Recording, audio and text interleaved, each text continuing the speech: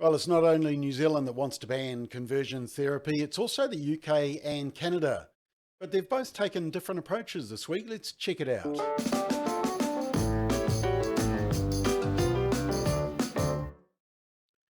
So, our government wants to ban conversion therapy. There is some support in Parliament, especially from the Greens. Both National and ACT voted against it.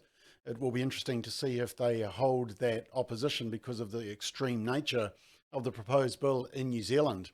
But it's been interesting to look overseas. Canada has just passed a ban on conversion therapy.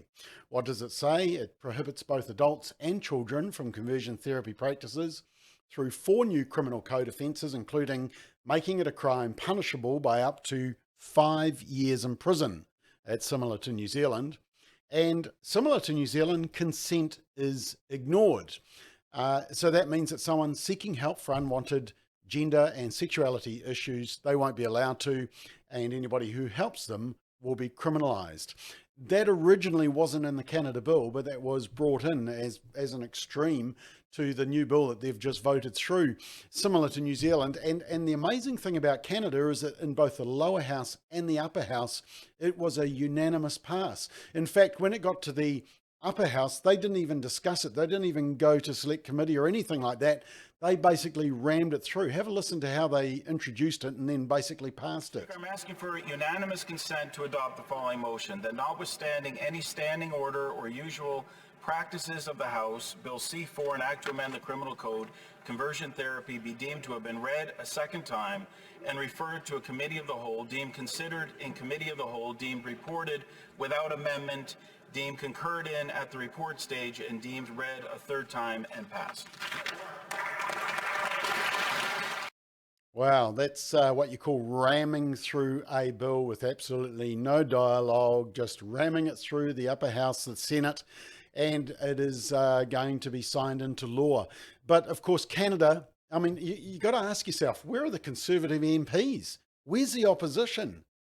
It seems like the centre-right parties have just lurched left. In fact, the whole of Canada has lurched left, and you just have to look at some of their social laws. They are way ahead of New Zealand in terms of euthanasia, of abortion, of legalising cannabis, of hate speech laws, even birth certificates and gender identity, and of course now conversion therapy bans. So that's how far left Canada has gone. But then you look at the UK and they've actually put out for consultation a law to ban conversion therapy. Interesting that they want a consultation first. New Zealand did do a consultation, but they only consulted with the groups that supported a ban on conversion therapy as expected.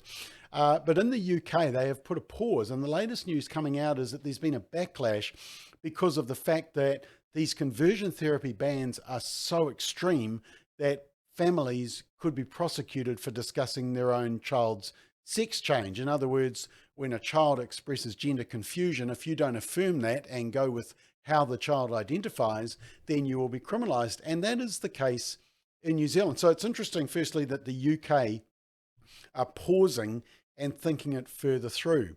However, in New Zealand, let me just outline what will be the effect of the law. It will criminalise parents who don't affirm a child's desire to change their sex. It will criminalise counsellors who may offer help to anybody who has unwanted gender and sexuality issues. It will criminalise care and prayer in the same way. For anybody who has those unwanted feelings and identity issues. It will criminalise churches who are teaching that sex is, biological sex. You are born male and female. If someone thinks that is conversion therapy aimed at them. And also teaching around sexuality and homosexuality in terms of what the Bible says and also what the Quran says. It will criminalise consent. Anybody who is seeking to direct their own lives, well, you can only get help if it goes in the direction that the activists want it to go.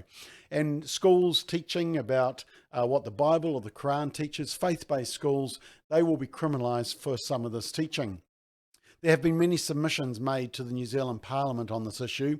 One of them was Sarah Enor, who has struggled with unwanted gender and sexuality issues. She says the bill will be dangerous that New Zealand is considering.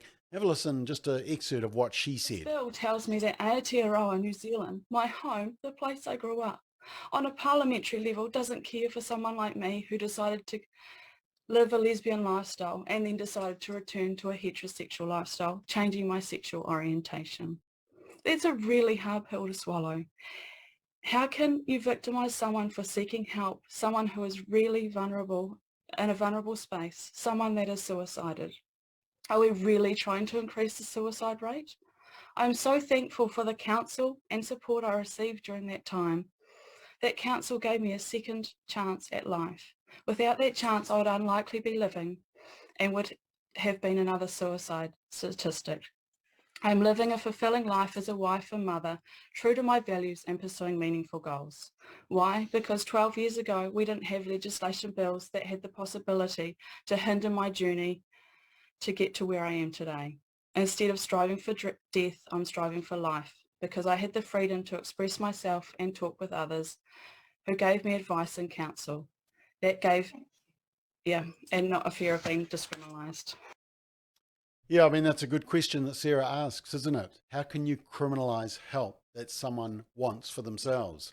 And Dr. Andy Leinfelner is a paediatrician, but he's also a parent, and he expressed concerns about conversion therapy bans locking children into gender confusion. What is the right thing to do to help a gender-confused child? You support the child and the parents to a watch and wait approach. Kindly and lovingly contain the child's confusion while exploring the underlying reasons. You treat comorbidities with individual and family therapy and professional counseling. Prevent the child from the pathway of harmful medicalization. Trust the normal pubertal hormones to do their job, as they will lead most children out of their confusion. After all, gender dysphoria is a cry for help and not for hormones. Good point. It's a cry for help. In fact, there were so many submissions made by people against this bill to Parliament, and you can go to our website, freetolive.nz, and there are just submission after submission from paediatricians, from medical professionals, from teachers, from counsellors, and from parents, all expressing concern about just how extreme this law is. But the government wants to ram it through, and the bill will be coming back to the House probably around February of next year, and we need to be ready for it. So go to our website, freetolive.nz, and you will see there stories of people who have wanted change, but who would be criminalised under this bill. And you can also see some of the submissions. You know, it's really important that we speak up on this issue, because if this conversion therapy bill ban is passed in its current form, look, we all oppose counselling that is coercive or abusive. There is no disagreement about this, but this bill goes far further, because what it does is it locks young people into transgenderism, and it criminalises parents, criminalises counsellors, carers, people teaching biblical truth, people teaching from the Quran, and it criminalises people who care, and ultimately it criminalises people who want to be set free. And people should be able to be free to live. This bill will take away that freedom, and we should fight. Hope you can join us.